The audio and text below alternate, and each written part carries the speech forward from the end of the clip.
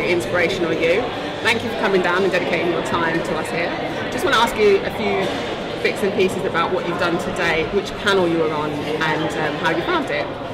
Well, first of all, thanks for inviting me. I was on a panel that discussed stop and search powers, and I found it really interesting to be able to pass on the skills that I've had for 15 years to people that were just interested about how to manage their interaction with police.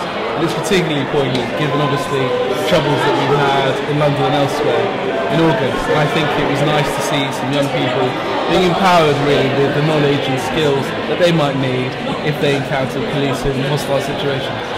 Okay, and I should just point out that you're a criminal barrister and not just someone who knows about stop and search.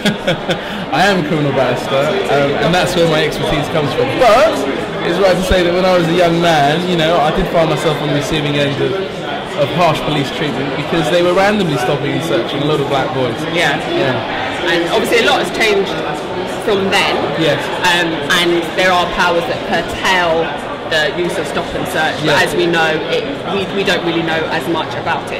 So could you give us about 2 or 3 top tips about stop and search for people who may not have been in the workshop today, as there were others running simultaneously, and people who are interested about the powers that they have? Right, well, very briefly, in essence, for a police officer to stop someone in normal circumstances, so we're not talking about terrorism or extreme situations, they've got to have reasonable suspicion that the person has committed or might be committing crime.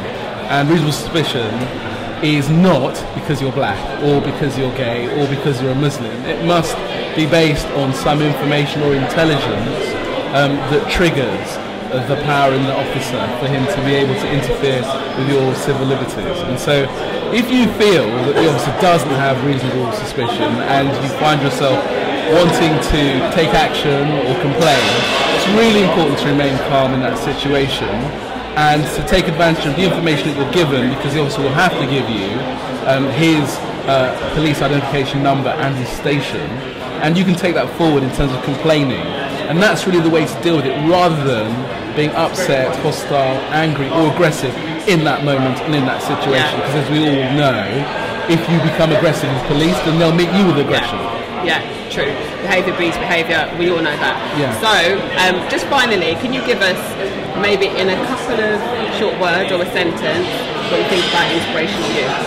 I think it's a great organisation, it's a great opportunity for everyone really to come and pursue their dreams about trying to move their life forward. I mean, it's particularly useful, I think, given the economic situation we face now.